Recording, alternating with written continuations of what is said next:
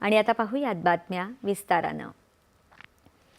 दहशतवादाविरुद्धच्या लढ्यात मित्र राष्ट्रांचा पाठिंबा महत्त्वाचा असतो, असं पंतप्रधान नरेंद्र मोदी यांनी म्हटलं आहे।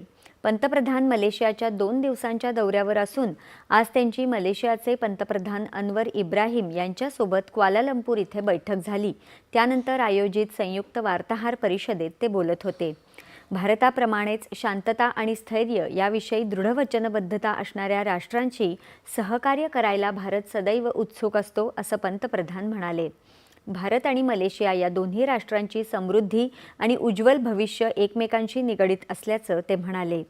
सध्याच्या अस्थिर युगात दोन्ही सागरी राष्ट्रांनी दहशतवादाविरुद्धच्या लढ्यात एकमेकांना सहाय्य करणं अत्यंत आवश्यक आहे, असं त्यांनी सांगितलं। यावेळी दोन्ही नेत्यांनी व्यापार, पायाभूत सुविधा, ऊर्जा, माहिती तंत्रज्ञान, जैवतंत्रज्ञान आणि इतर क्षेत्रांमध्ये विकासात्मक सहकार्याचा आढावा घेतला। दोन्ही देशांदरम्यान विविध क्षेत्रात 11 सामंजस्य करार झाले। हम काउंटर टेररिज्म,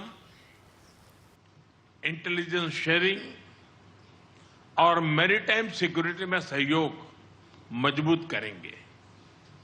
हम रक्षा सहयोग को भी और व्यापक बनाएंगे। एआई और डिजिटल टेक्नोलॉजीज के साथ साथ हम सेमीकंडक्टर, हेल्थ और फूड सिक्योरिटी में साझेदारी को आगे बढ़ाएंगे। आज आयोजित सीईओ फोरम ने ट्रेड और इन्वेस्टमेंट के नए अवसर खोले हैं। हम स्ट्रेटेजिक ट्रस्ट से इकोनॉमिक ट्रांसफॉर्मेशन का रास्ता बनाएंगे। भारत आणि मलेशियामध्ये कृषी उत्पादकता, स्वच्छ ऊर्जा आणि सेमीकंडक्टर्स यांसह इतर उदयोन्मुख क्षेत्रांमध्ये सहकार्य वृद्धिंगत होत आहे। याशिवाय कौशल्य विकास आणि क्षमता निर्माण या क्षेत्रांमध्ये दोन्ही देश महत्त्वाचे भागीदार आहेत, असं ते म्हणाले। दरम्यान दोन्ही नेत्यांच्या उपस्थितीत आज अनेक महत्त्वपूर्ण सामंजस्य करारांवर स्वाक्षऱ्या झाल्या। सुरक्षेच्या क्षेत्रामध्ये दोन्ही देश दहशतवादाविरोधी, गुप्तचर माहिती सामायिक करणं आणि सागरी सुरक्षेमध्ये सहयोग मजबूत करणार असून संरक्षण सहकार्य अधिक बळकट करणार असल्याचं पंतप्रधानांनी सांगितलं। हमारा साझा मत है कि आज के चैलेंजेस का समाधान करने के लिए ग्लोबल इंस्टीट्यूशंस का रिफॉर्म बहुत जरूरी है।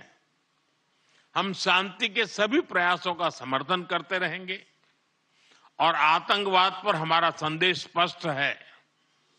No double standards, no compromise. Excellency, Bharat Malaysia संबंधों के प्रति आपकी प्रतिबद्धता का हम सराहना करते हैं। आइए हम साथ मिलकर प्रॉस्परस मलेशिया का आपका सपना और विकसित भारत के हमारे संकल्प को साकार करें।